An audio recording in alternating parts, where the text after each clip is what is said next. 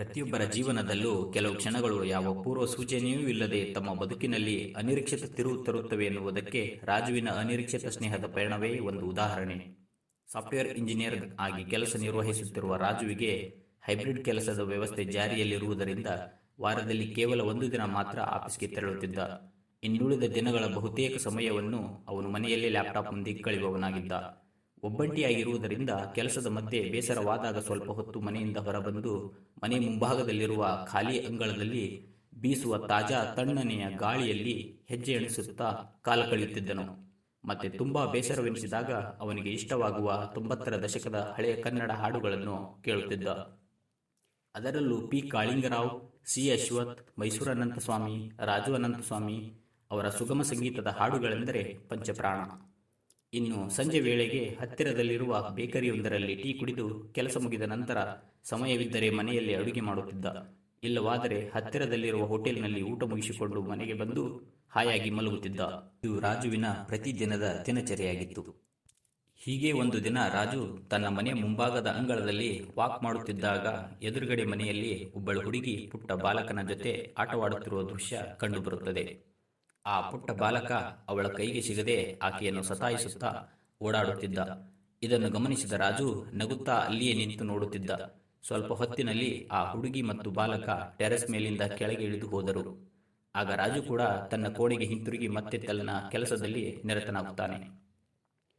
ಹೀಗೆ ದಿನಗಳು ಕಳೆದಂತೆ ಎದುರುಗಡೆ ಮನೆಯಲ್ಲಿರುವ ಆ ಹುಡುಗಿ ರಾಜು ಕಣ್ಣು ಹಾಯಿಸಿದಲ್ಲೆಲ್ಲ ಕಾಣಿಸಿಕೊಳ್ಳುತ್ತಿದ್ದಳು. ಆ ಹುಡುಗಿ ಬೇರಾರೂ ಅಲ್ಲ, ಗೀತಾ. ಪ್ರಾರಂಭದ ದಿನಗಳಲ್ಲಿ ಗೀತಾಳು ಅವರ ಮನೆಯ ಟೆರೆಸ್ನಿಂದ ಕೆಳಗೆ ಇಳಿಯುವ ಮೆಟ್ಟಿಲುಗಳಲ್ಲಿ ಕುಳಿತು ಓದುತ್ತಿರುವ ದೃಶ್ಯ ಕಂಡು ಬರುತ್ತಿತ್ತು. ಮತ್ತು ಸಂಜೆ ಟೆರೆಸ್ ಮೇಲೆ ನೃತ್ಯಾಭ್ಯಾಸ ಮಾಡುವುದು, ಹಾಗೆ ಕೆಲವೊಮ್ಮೆ ಬೆಳಿಗ್ಗೆ ಎದ್ದು ಯೋಗಾಸನದಲ್ಲಿ ತೊಡಗಿಕೊಂಡಿರುವ ದೃಶ್ಯ, ಇವೆಲ್ಲವನ್ನು ರಾಜು ಗಮನಿಸುತ್ತಿದ್ದ. ಒಂದೊಮ್ಮೆ ಗೀತಾಳು ಧ್ಯಾನ ಮಾಡುತ್ತಾ ಉಚ್ಚರಿಸುವ ಓಂಕಾರದ ಧ್ವನಿ ರಾಜುವಿನ ಮನೆಯವರೆಗೂ ಕೇಳಿಸಿ ಬಂದಿತ್ತು. ಈ ಎಲ್ಲ ದೃಶ್ಯಗಳು ಅರಿವಿಲ್ಲದಂತೆ ನಡೆಯುತ್ತಿದ್ದರೂ ದಿನದಿಂದ ದಿನಕ್ಕೆ ರಾಜುವಿಗೆ ಎದುರುಗಡೆ ಮನೆ ಕಡೆಗೆ ಗಮನಹರಿಸಲು ಹೆಚ್ಚಿನ ಆಸಕ್ತಿ ಹುಟ್ಟಿಸುತ್ತಿದ್ದವು. 4 ಗೋಡೆಗಳ ನಡುವೆ ಲ್ಯಾಪ್ಟಾಪ್ ಮುಂದೆ ಕುಳಿತು ದಿನಗಳನ್ನು ಕಳೆಯುತ್ತಿದ್ದ ರಾಜುವಿಗೆ ಹೊಸ ಆಸಕ್ತಿಯನ್ನು ನೀಡಿದ್ದಳು ಗೀತಾ ಎಂದರೆ ತಪ್ಪಿಲ್ಲ. ಒಬ್ಬಂಟಿತನದಲ್ಲಿ ದಿನ ಕಳೆಯುತ್ತಿದ್ದ ರಾಜುವಿಗೆ ಪ್ರತಿದಿನವೂ ಆಕೆಯ ದರ್ಶನವೇ ದಿನದ ಒಂದು ಪ್ರಮುಖ ಭಾಗವಾಗಿತ್ತು. ಮೊದಲ ಬಾರಿಗೆ ರಾಜು ಗೀತಾಳನ್ನು ಕಂಡ ಕ್ಷಣ ಅದು ಕೇವಲ ಕಣ್ಣುಗಳಿಗೆ ಗೋಚರಿಸುವ ಸಾಮಾನ್ಯ ದೃಶ್ಯವಾಗಿರಲಿಲ್ಲ. ಅದು ಅವನ ಅಂತರಂಗದ ಬಾಗಿಲು ತಟ್ಟಿದ ಒಂದು ಅನನ್ಯ ಅನುಭೂತಿ.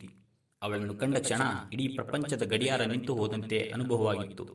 ಆ ಕ್ಷಣ ಸುತ್ತಮುತ್ತಲಿನ ಜನರ ಗದ್ದಲ, ಗಾಳಿಯ ಶಬ್ದ ಎಲ್ಲವೂ ಮಾಯವಾಗಿ ಅವನ ಗಮನವೆಲ್ಲ ಅವಳ ಮೇಲೆ ಕೇಂದ್ರೀಕೃತವಾಗಿತ್ತು. ಆಕೆಯ ಮುಖದಲ್ಲಿ ಮೂಡಿದ ನಿಷ್ಕಲ್ಮಶ ನಗು ಮತ್ತು ಶಾಂತ ಕಣ್ಣೋಟದಲ್ಲಿ ರಾಜು ತನ್ನೆಲ್ಲ ಕನಸುಗಳ ಪ್ರತಿಬಿಂಬವನ್ನು ಕಂಡ ಕ್ಷಣ ಅದು. ತನ್ನ ಒಂಟಿತನಕ್ಕೆ ದಿಢೀರನೆ ಸಿಕ್ಕ ಒಂದು ಮಧುರ ಕವನದ ಮೊದಲ ಸಾಲಿನಂತೆ ಆಕೆ ಭಾಸವಾದಳು.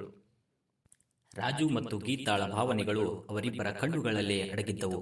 ಅವರು ಒಬ್ಬರಿಗೊಬ್ಬರು ಪರಿಚಿತರಂತೆ ಕಣ್ಣು ಬೆಳಕಿಸದೆ ಒಬ್ಬರನ್ನೊಬ್ಬರು ನೋಡುತ್ತಾ ನಿಲ್ಲುತ್ತಿದ್ದರು. ಆದರೆ ಇಬ್ಬರಿಗೂ ನೇರವಾಗಿ ಮಾತನಾಡುವ ಅವಕಾಶವಾಗಲಿ ಧೈರ್ಯವಾಗಲಿ ಆಗಿರಲಿಲ್ಲ.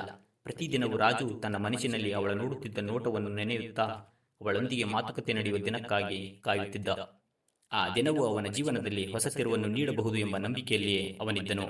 ಪ್ರತಿ ಬಾರಿ ರಾಜು ಗೀತಾಳನ್ನು ನೋಡಿದಾಗ ಅವನ ಮನಸ್ಸಿನಲ್ಲಿ ಕನ್ನಡದ ಪ್ರಖ್ಯಾತ ನಟ ಅನಂತ್ನಾಗ್ರವರು ನಟಿಸಿರುವ ಅರುಣರಾಗ ಚಿತ್ರದ ಪ್ರಸಿದ್ಧ ದೃಶ್ಯವೊಂದು ನೆನಪಾಗುತ್ತಿತ್ತು. ಮೀನಿನ ನಯನ ಹವಳದ ತುಟಿಯ ಪಡೆದಿಹ ರೂಪಸಿ, ಸಂಪಿಗೆ ಮೂಗು, ಕಪ್ಪಿನ ಹುಬ್ಬು ಹೊಂದಿದ ಷೋಡಶಿ, ದಂತದ ಮೈಯ ಮಲ್ಲಿಗೆ ನಗೆ ಅಂದದ ಊರ್ವಶಿ, ಮೇಘದ ಕುರುಳ ಕೋಗಿಲೆ ಕಂಠ ಗಳಿಸಿದ ಪ್ರೇಯಸಿ, ಭುವಿಗಿಳಿದ ಹುಣ್ಣಿಮೆ ಹೊನಲೆ, ನೀನೆಂದಿಗೂ ನನ್ನ ಬಾಳಿಗೆ ಆನಂದದ ಅರುಣರಾಗ, ಅರುಣರಾಗ, ಅರುಣರಾಗ. ಹೀಗೆ ಅರುಣರಾಗ ಚಲನಚಿತ್ರದಲ್ಲಿ ಗೀತಾಳ ಸೌಂದರ್ಯವನ್ನು ಭುವಿಗಿಳಿದ ಹುಣ್ಣಿಮೆಯ ಹೊನಲಿಗೆ ಹೋಲಿಸಿರುವಂತೆ ರಾಜು ಕೂಡ ನಿಜ ಜೀವನದಲ್ಲಿ ತನ್ನ ಗೀತಾಳನ್ನು ಹುಣ್ಣಿಮೆ ಚಂದ್ರನಿಗೆ ಹೋಲಿಸುತ್ತಿದ್ದ. ಹೀಗೆ ದಿನಗಳು ಕಳೆದಂತೆ ರಾಜುವಿಗೆ ಗೀತಾಳೊಂದಿಗೆ ಸ್ನೇಹ ಸಂಪಾದಿಸಬೇಕೆಂಬ ಇಚ್ಛೆ ಹೆಚ್ಚುತ್ತಲೇ ಹೋಗುತ್ತಿತ್ತು. ಅದು ಬೇಸಿಗೆ ಕಾಲವಾಗಿರುವುದರಿಂದ ರಾಜು ತನ್ನ ಆಫೀಸ್ ಕೆಲಸ ಮುಗಿದ ನಂತರ ರಾತ್ರಿ ವೇಳೆಗೆ ಮನೆಯ ಮುಂದೆ ಇರುವ ಖಾಲಿ ಅಂಗಳದಲ್ಲಿ ಮಲಗಲು ಆರಂಭಿಸಿದ್ದ. ಆಶ್ಚರ್ಯವೇನೆಂದರೆ ಗೀತಾಳ ಮನೆಯವರು ಸಹ ತಮ್ಮ ಮನೆಯ ಟೆರೆಸ್ ಮೇಲೆ ಮಲಗಲು ಆರಂಭಿಸಿದ್ದರಿಂದ ರಾಜುವಿಗೆ ಗೀತಾಳನ್ನು ಕಾಣಲು ಮತ್ತಷ್ಟು ಅವಕಾಶ ಕಲ್ಪಿಸಿಕೊಟ್ಟಂತಾಗಿತ್ತು. ಎಷ್ಟೋ ದಿನಗಳಿಂದ ತಾನು ಕಾಯುತ್ತಿದ್ದ ಯಾವುದೋ ಪರಿಚಯವು ಹಠಾತ್ತನೆ ಎದುರಾದಂತೆ ತನ್ನ ಬಾಳಿನ ಹೊಸ ಅಧ್ಯಾಯದ ಆರಂಭದ ಸೂಚನೆ ನೀಡಿದಂತಿತ್ತು. ಹೇಗಾದರೂ ಮಾಡಿ ಅವಳ ಜೊತೆಗೆ ಮಾತನಾಡಬೇಕು, ಸ್ನೇಹ ಸಂಪಾದಿಸಬೇಕು ಎಂದು ರಾಜು ಹಲವಾರು ಪ್ರಯತ್ನಗಳನ್ನು ಆರಂಭಿಸಿದ್ದ. ಆದರೆ ಅವನ ಭಾವನೆಗಳನ್ನು ಅವಳಿಗೆ ವ್ಯಕ್ತಪಡಿಸಲು ಅವನಿಂದ ಸಾಧ್ಯವಾಗಿರಲಿಲ್ಲ. ಸುಮಾರು 8 ತಿಂಗಳುಗಳ ಕಾಲ ಪ್ರತಿದಿನವೂ ರಾಜು ತನ್ನ ಮನೆಯ ಟೆರೆಸ್ ಮುಂದಿನ ಬಾಲ್ಕನಿಯಿಂದ ಗೀತಾಳನ್ನು ಸೂಕ್ಷ್ಮವಾಗಿ ಗಮನಿಸುತ್ತಿದ್ದ. ಪ್ರತಿದಿನ ಬೆಳಿಗ್ಗೆ ಅವಳು ಕಾಲೇಜಿಗೆ ಹೋಗುವುದು, ಕಾಲೇಜಿನ ಬಿಡುವಿನ ದಿನಗಳಲ್ಲಿ ಶಾಪಿಂಗ್ ಮಾಡಿಕೊಂಡು ಬರುವುದು ಹಾಗೂ ಸಂಜೆ ಊಟದ ನಂತರ ಟೆರೆಸ್ ಮೇಲೆ ವಾಕ್ ಮಾಡುವುದು, ಇವೆಲ್ಲವನ್ನೂ ರಾಜು ಗಮನಿಸುತ್ತಿದ್ದ.